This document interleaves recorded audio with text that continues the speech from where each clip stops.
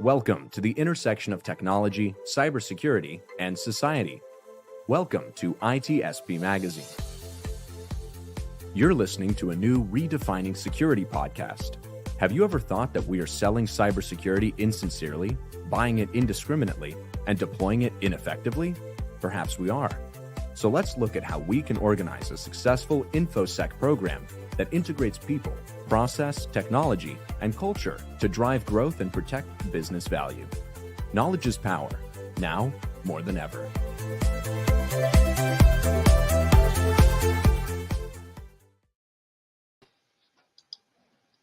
And here we are. You're very welcome to a new episode of Redefining Cybersecurity here on ITSP Magazine, where we look at how to operationalize InfoSec programs to not just make the security team happy, but to actually support and secure the business. And today we're going to be looking at GRC, Governance, Risk, and Compliance, and what those programs look like, what's all involved, how big have they grown over the years, what's all encompassed within a GRC program, and you guessed it, how to operationalize that in the business.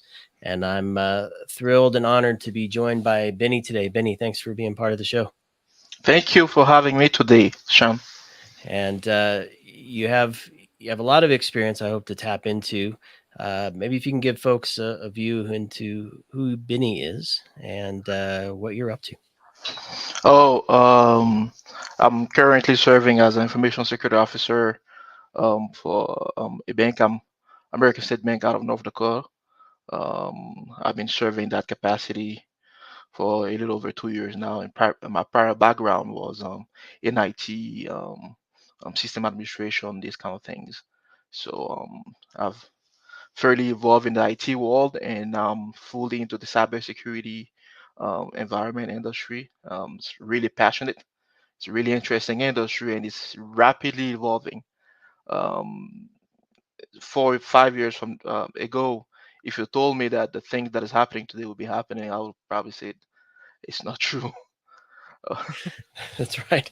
It's ever evolving, and there's a lot in there. And if I could, Benny, maybe get your view of what GRC is today, and maybe taking a look back in the past, how has it changed?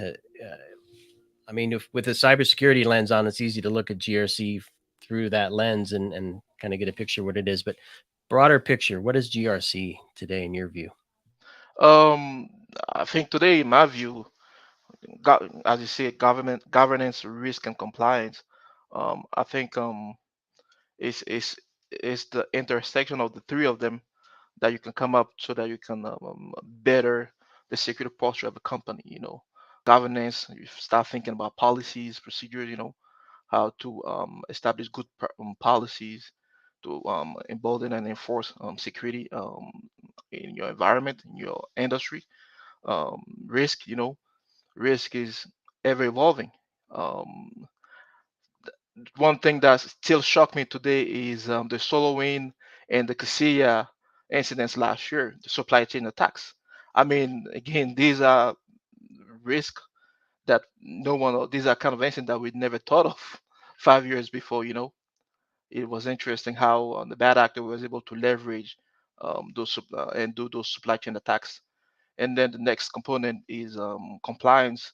Always want to make sure that um, industry employees, everybody is complying by those policies. The people, the team in charge of implementing those controls are actually implementing them as they're supposed to. So I think it's an intersection on all these three things that makes a company's cybersecurity posture stronger.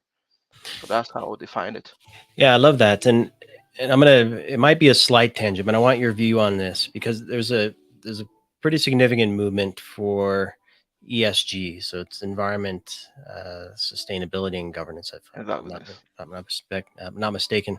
And Yes. so I'm just wondering, it's one thing to look at policy from a compliance perspective to say, are we HIPAA compliant? Do we have a SOC 2? Do we have high trust? Do we have whatever it is that we're FedRAMP, all these right? kind of. All the different regulations Yep. and perhaps even industry standards that we have to follow. But do we your view of this in terms of what organizations look at for GRC, does it extend beyond that? And I'm thinking about how we engage with customers, how we look at our carbon footprint, and do we start to see GRC playing a role in ensuring those policies are enforced in our IT ops and perhaps even security ops? Yeah, I think we definitely there's a big move toward that direction actually. I think just as you mentioned, ESG is becoming more and more the standard for analyzing a company and look at the performance of a company. They look at ESG. I think GRC is probably going to become also another standard to evaluate the, if I want to say, the sustainability and good risk of a company as well. Um, Matter of fact, I think I was reading an article today where um, it was a vendor that was posting that the SEC is looking at adding CISOs to executive level management into publicly traded company. There's a reason for that. Again, is to just like they're looking at ESG, they're also going to be looking at GRC to look at the risk exposure of those companies when it comes to cybersecurity, because it's more and more it's costing those companies a lot of money. So I think there is definitely there's a push for having GRC as a new standard to evaluate the risk in companies. Yeah. So sustainability, the broader sense of that, I see a lot of activity there in relation to GRC as well. So your definition of what the goal of GRC is. Why should an organization have a GRC program, and what's the ultimate outcome for having one of those? In my opinion, I think that for a good a company to have a GRC program, in my opinion, would be to better measure the risk exposure of that company. That's one. Also to assess the cybersecurity culture or the security culture of the company. You know, um, and most importantly, I mean to see the overall health of the company, sustainability of the company. How likely are we today to fall to one incident, for example? Is it gonna bankrupt us or not? There has been companies that literally bankrupted from one cybersecurity incident because of how much it had to cost them to get back on the feet and recover and all that stuff. So I think and also when you talk about merger and acquisition M&As, for example. That's another area where I think GRC is going to come into play, because as the financial people are looking at the financial information of the company in the M&A, they also want to look at what are some of the inherited cybersecurity risks they're getting from that company as well. You know, um, if I'm buying a company and I'm going to have to spend about um, almost as much money that twice that to get that company on the certain security level, I think maybe the deal will be called off, because I'm buying a company with bad security, cybersecurity posture, with bad patching practices. They haven't patched their servers for 5, 10 years. With maybe Windows 7 still operating in that company in that environment. All of those things are risks that I, as a new company acquiring it, I'm gonna inherit from it. So I think GRC is definitely um, those are some of the importance, in my opinion, and some of the um, reason why people need to take it really important carefully. It's really important. So a risk assessment, and you mentioned a few points. So where am I vulnerable in an organization? Yep. Perhaps tying that to some threat analysis. Where are the active threats, and are they in my industry or in my region? Are they targeting components in my environment? Maybe not directly, but Yep. they're looking at Windows 7, and I have Windows 7, so therefore I'm at risk. Beyond that risk assessment, though, what else should a GRC program include? What other elements or components should an organization consider as part of the plan? I think another element also is could be the I mean, these days I like to use the term business resiliency instead of business continuity. Because once you put in your controls, once you've addressed your vulnerability, you patch what you need to patch and all that. But we also have to, we shouldn't forget that this is a rapidly evolving industry. Most of the time, bad actors find out about vulnerability before we do. So we have to start thinking about our business resiliency. So identify critical business processes, identify critical vendors, those kind of things. See how the company um, can be resilient in case of an incident. Also, how long can we afford to be down without causing too much damage to the bank operation and all that stuff. So that's an area that I think should be really important. Business resiliency, business continuity, incident response, that area as well. So are those? So I appreciate all of those components. Do you see those as part of the GRC, or are they programs that are adjacent to the GRC? Do they kind of As feed each well, other? What does that picture look like? um, because when you want to look at, uh, it depends on individual approach. Most of the time, people tend to put especially the business resiliency component outside of your GRC, but in my opinion, it should be an integral part of GRC. Um, because if you, let's say, for example, if you look at the compliance portion of GRC and you start thinking about talking about SOC 2 and all that stuff, part of SOC 2 is testing controlled against the CIA triad, confidentiality, availability, and uh,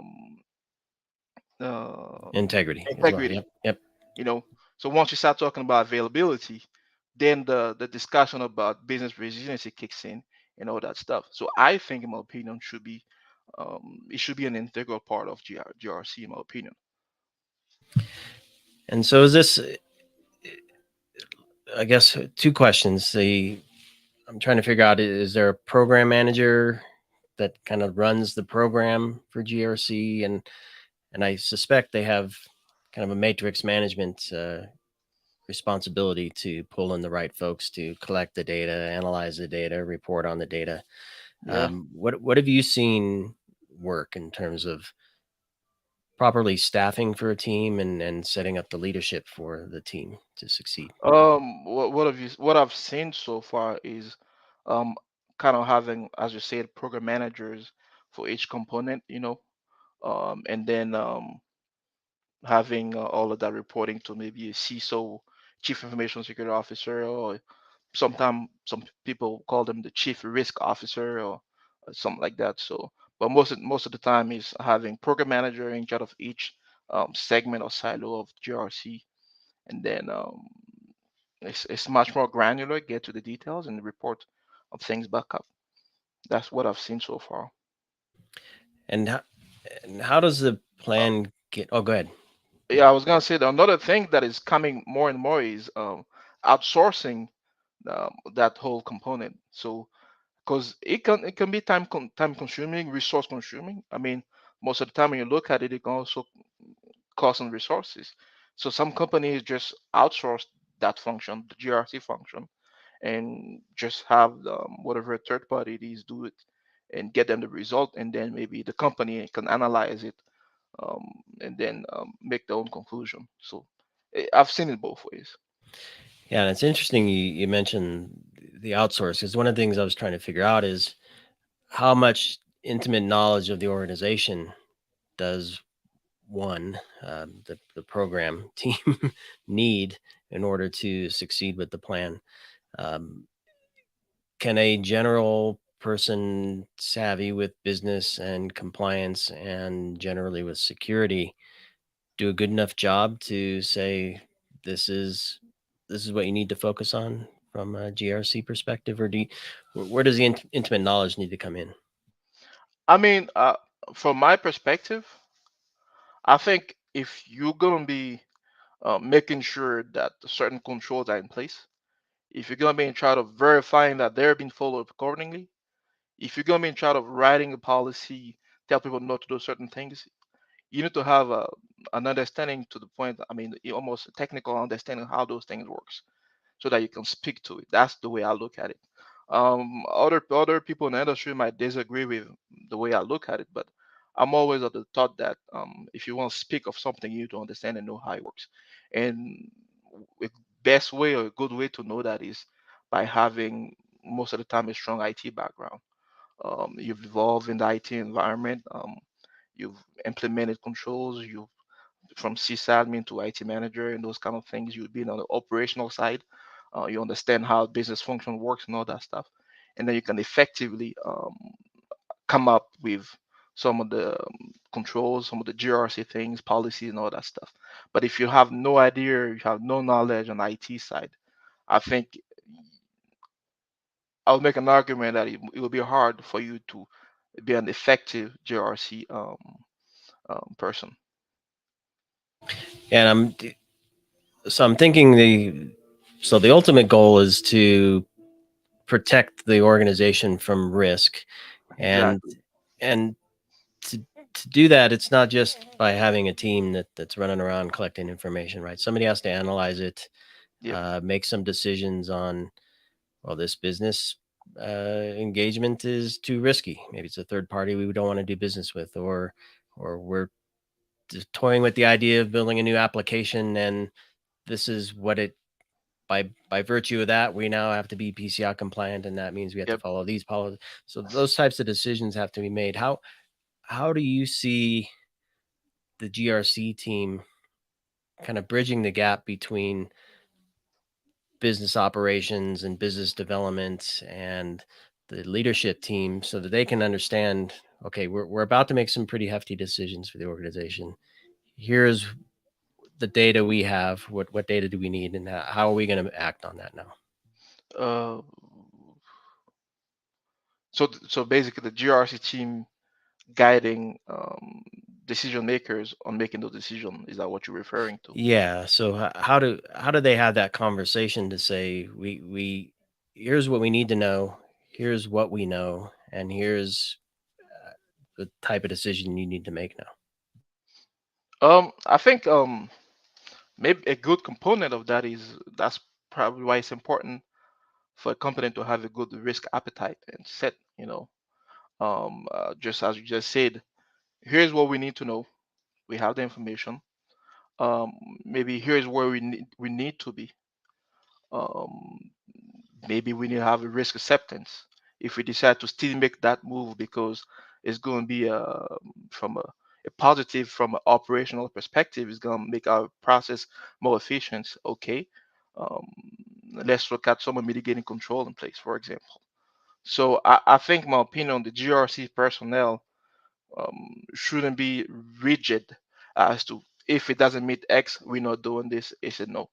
I think at the end of the day, we're trying to make the company secure, but also we're trying to. The goal of the company is to be efficient, to make money, to profit.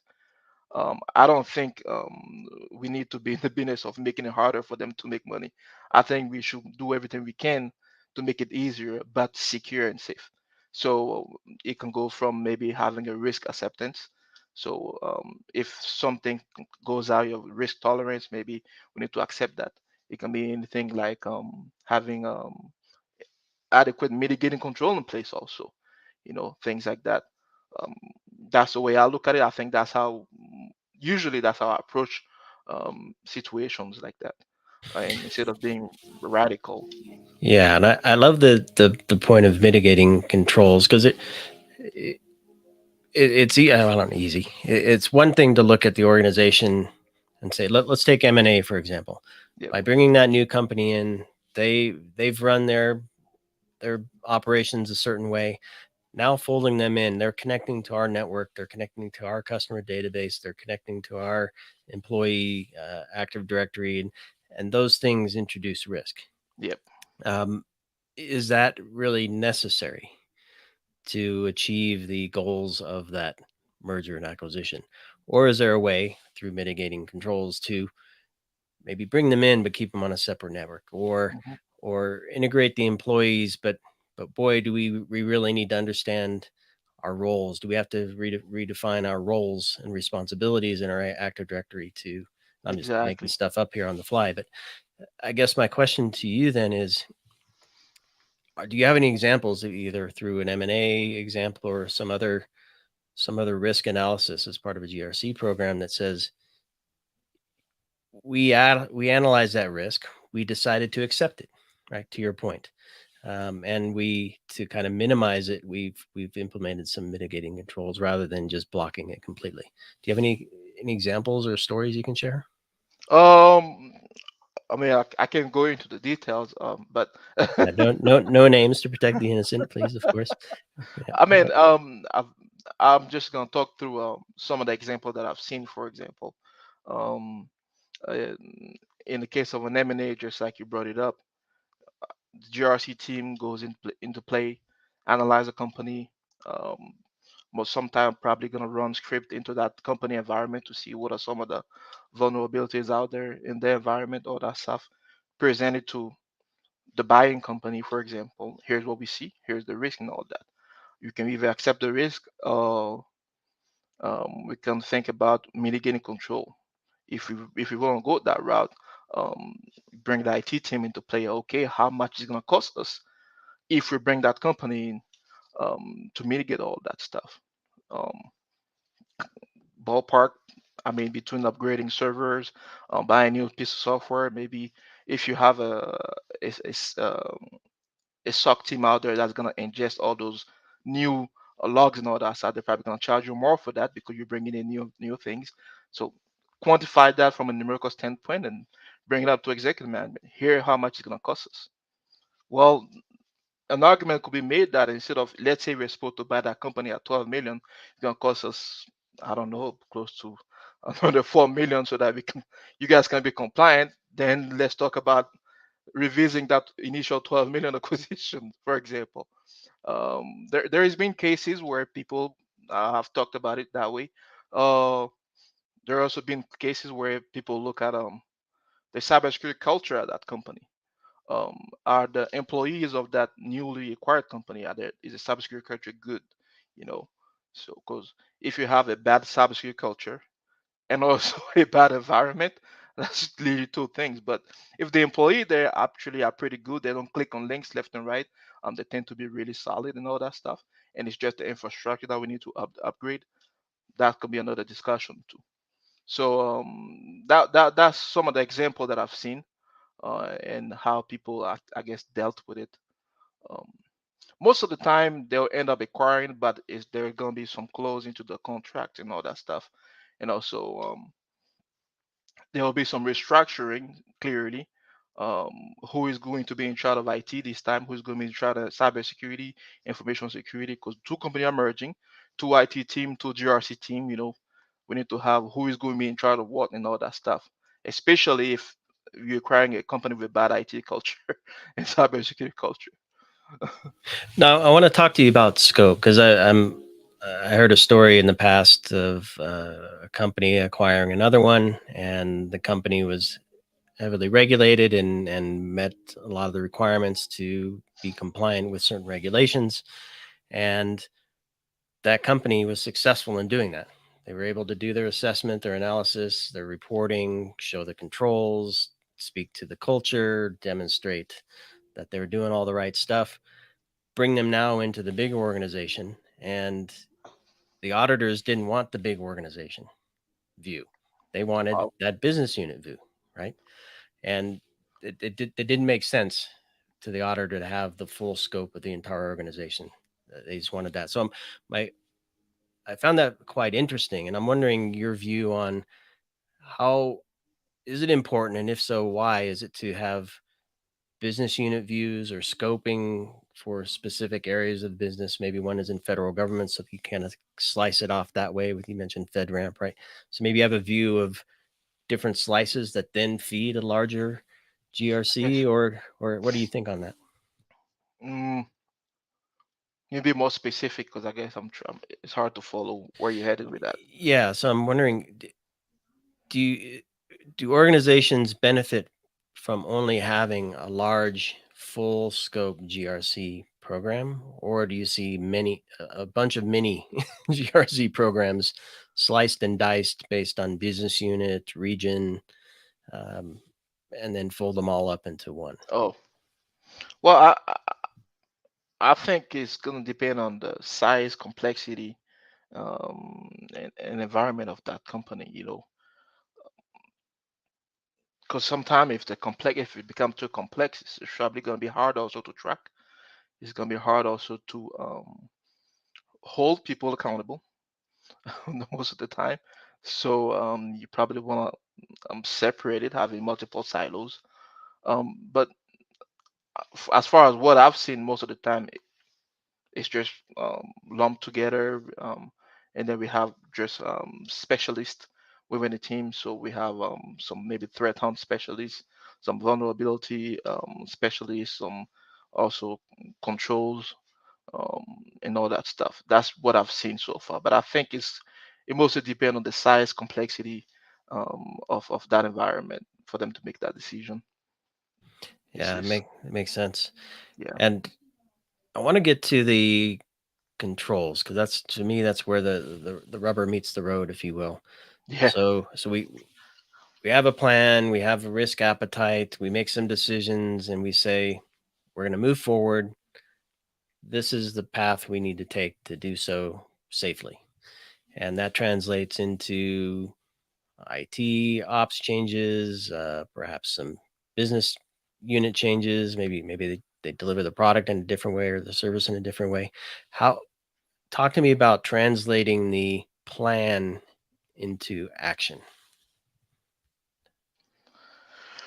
Ooh. Like, you mean what I've seen in the industry, or Yeah. So how how does the GRC team delegate and assign action items to people, right? Because tech, I guess by virtue, they don't have any um, management responsibility for a lot of Mhm. the people they're going to ask to do things.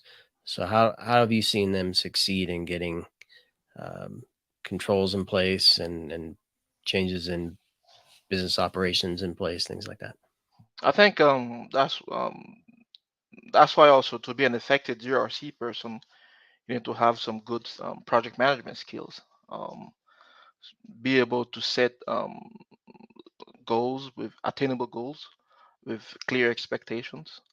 Also, most importantly, being able to be a good collaborator. Because at the end of the day, I always say, whether you're from the GRC team, or if you're from the IT team operation, we are all looking to make the company better, right? Same goal, common goal, different different topic, different item we're working on. So here's what we need to do. IT, how can we get it done? We talked through it. Here is what we came up with as control. Um, we think we need to implement all that so that we can be at X level. The goal is by this date we need to be here. How can we make it done? And have that conversation with IT team and all that. Get the right resource people, assign them what we need to assign with attainable goals, and also do some continual follow-ups with them as well. If it's a monthly meeting to see where we at, if it's a weekly meeting to see where we at. I think these are some of the things that should happen. But I think usually the approach of I'm the GRC person, I need to be in charge, and you guys do this. I've never seen it working personally. So, and it's not gonna work because at the end of the day, the people implementing it are not in the GRC team. So you want to have buy-in. Right. That's why you need to have a good collaboration. Um, we all have the same goal: make the company better, make the company strong, sustainable. So let's have a discussion. That's usually my approach on how to address some of those things. Yeah. And it's a delicate balance, I would imagine, between here's the risk we're trying to avoid, Yep, here's the safety net we want to put in place.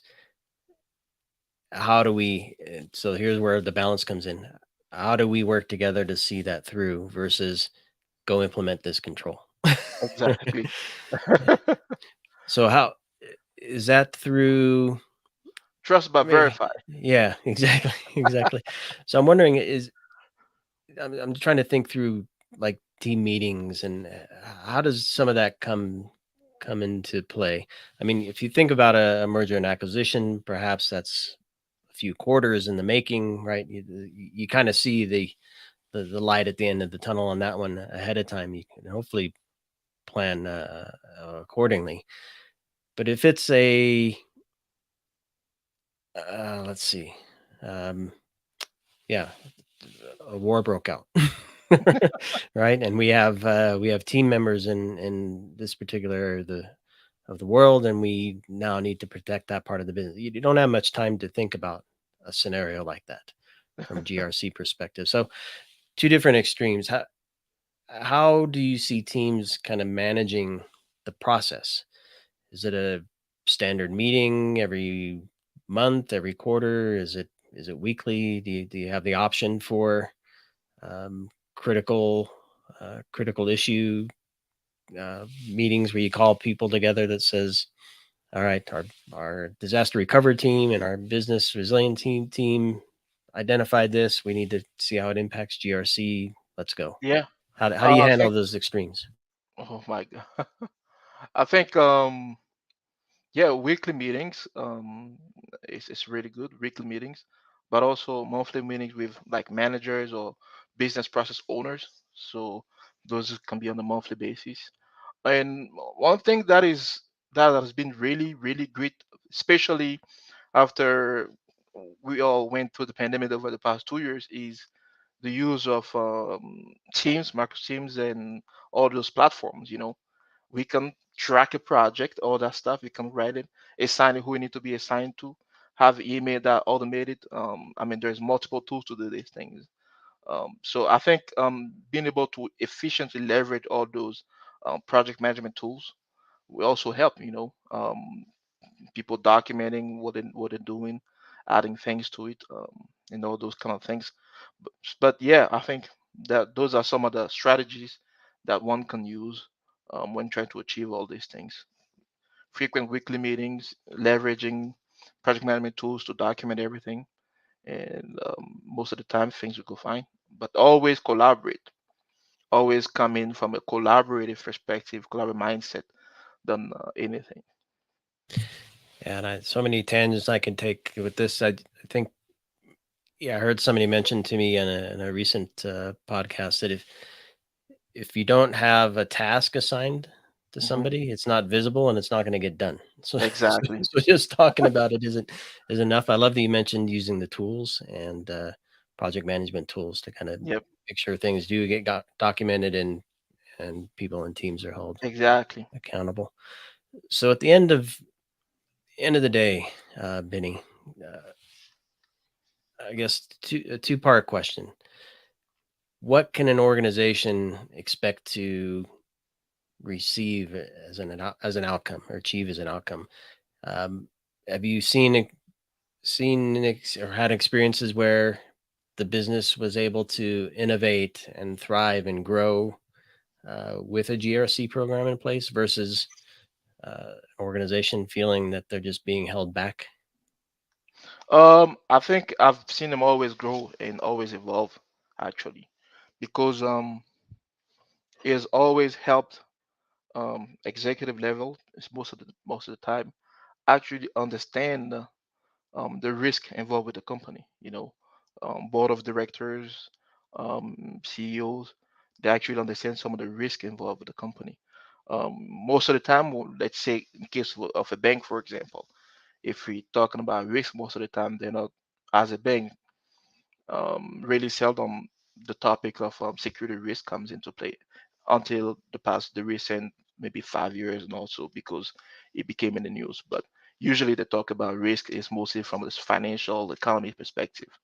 But now putting um, some of the IT and cybersecurity risk in front of board, in front of executive management, actually give them a full view of the company. Um, it's true, if you make a bad loan today, here's the risk involved, here's how we're going to quantify it. But also on the other side, if an employee click on something and then we get hacked and there's a ransomware, costs us $10 million to recover from it, um, that's also a risk. How are we going to get the money to do that?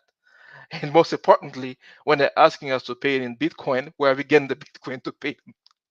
A GoFundMe account is what we're gonna. Exactly. You know, are we gonna start talking to insurance company about it? Okay, if we are, well, is it even covered? Those kind of things. So it allow executive management to actually start looking at risk um, from that angle as well, because as we are using information technology IT tools to make business process efficient and fast, it also comes with the risk associated with that. Think about when we just went with COVID and all that stuff. Everything is being remotely. People can sign loans all remotely. You don't even need to go physically to a bank and all that stuff.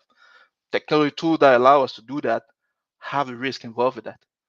And it's important for management and executive level to understand that, and for them to be able to understand it is having a strong GRC team or GRC leaders in that company.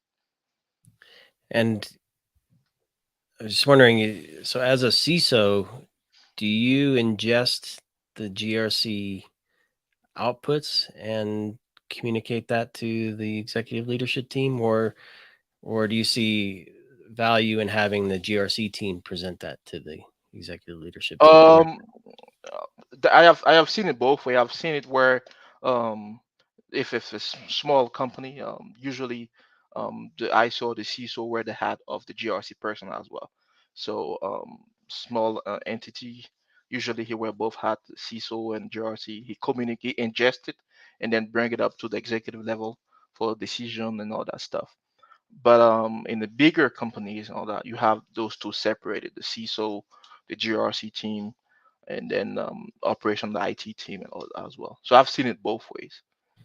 Yeah, because I know we often, as a function within the business, a security function within the business, struggle sometimes to make the connection between security vulnerabilities and risk and business risk and the value to running the business in a different way, perhaps. So, do you see GRC perhaps bridging some of that gap between firewall rules? We stopped 100 attacks today, and presenting information more in line with what the business leader wants to hear. Yeah, I think I see them actually. Yeah, that's a pretty good example that you just gave. Um, Having the GRC people play an important role in that part, because most in a day, the good GRC people have a good understanding of business function as well. So they usually, or most of the time, have the ability to bridge the gap between technical and non-technical people, right? Because they have to be able to understand the technical side of things. So understand firewall rules and all that stuff, what's happening when the IT people tell them what's happening. But I also have to be able to translate that into business language for a CFO, a CEO, or a board member sitting in there and ingesting those information. So I think that's where most of the time either the GRC person or sometimes the CISO come into play, being able to bridge the gap between the non-technical and technical people as well. Yeah, love it, love it. And final question for you, Vinny, is around measurement. Uh, Hmm. Maybe some advice for some fellow CISOs who, I don't know, don't have a real formal GRC program in place, or it's just pieces, parts. Maybe they certainly look at compliance. They probably have some auditors looking at risk. Um, Maybe their insurance company requires some assessment there. So, advice for a fellow CISO to really bring their program together. What should they focus on? Um, I'll probably say start with the basics. Start with the basics. First thing is your IT risk assessment. Look at, for example, what are the vulnerabilities. First, actually start with a strong IT inventory of what you have in your shop, in your industry. Once you have a strong list, as again, those are the basics. What are the risks exposed to all of those things? Once you identify the risks, what are the controls that we can put in place to mitigate those risks? Um, if some of them are probably to the level where we need to accept the risk, make sure that it's escalated to the appropriate authority in your um, and there's a company so that the risk is accepted. If it's the CEO that need to sign it, CEO. If it's a committee, send it to the committee. That stuff. So establish it. That whole process need to be dictated by your information security program. So a policy somewhere that tells you how you're going to be doing those things. So once you have all those policy in place, then you can maybe start moving toward the compliance side of things to see if you can be SOC compliant, FedRAMP compliant, and all that stuff. Um, start with the basics: patch management, asset inventory, and the rest will grow organically from that. That's what I would say. Nice. Don't bite off more than you can chew. Exactly, because at the end of the day, when you look at it from a really simplistic mindset, almost 80 to 90% of the attack is happening through phishing. The phishing have a payload attached to it that is probably gonna try to exploit a vulnerability. So if you start with the basic, identify your IT systems and all that stuff, patch when you need to patch, upgrade them, mitigate controls, I think you will take care of most of the issues. And I venture a guess that some of the basics from the controls perspective, mitigating controls perspective, Yep, would be very valuable. So like exactly. network And make sure segmentation, MFA, some of those things we always talk about would certainly help, I would imagine. yep, exactly. And make sure all of that is also guided with a strong policy in place. Yep. Excellent point. Well, Benny, it's been a pleasure talking to you about kind of the journey of building and establishing and managing a GRC team and Yep. getting a plan in place. I appreciate your insights, and perhaps you have some links of some resources, some tips and tricks, if you will, for folks who are more interested in learning more. So I'll ask you if you can share those, and we'll put those in the show notes. And any final thoughts before we wrap? I think it was really resourceful conversation. Actually good to have those conversations so that you help us think outside the box most of the time, because at the end of the day you're going to work and focusing on your normal task and routine. It's nice to talk to people outside the industry, get different perspectives, and they allow you to think about certain things that we don't usually think about. So Yep. I'm really honored to be here today, and it was really resourceful. Thank you, Benny. It's a pleasure chatting with you, and appreciate everybody joining us either live or on demand for another episode of Redefining Cybersecurity here on ITSP Magazine. And I believe our next episode is coming to you live from RSA on June 6th. We're going to be looking at InfoSec programs. That's a big topic, a lot involved there. So I'll be doing that live during RSA conference, same time that Monday, June 6th. So thanks everybody for joining us for this conversation, and keep on operationalizing cybersecurity.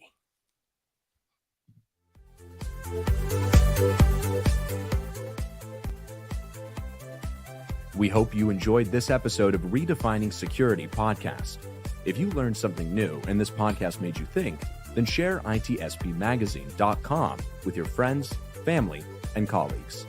If you represent a company and wish to associate your brand with our conversations, sponsor one or more of our podcast channels. We hope you will come back for more stories and follow us on our journey. You can always find us at the intersection of technology, cybersecurity, and society.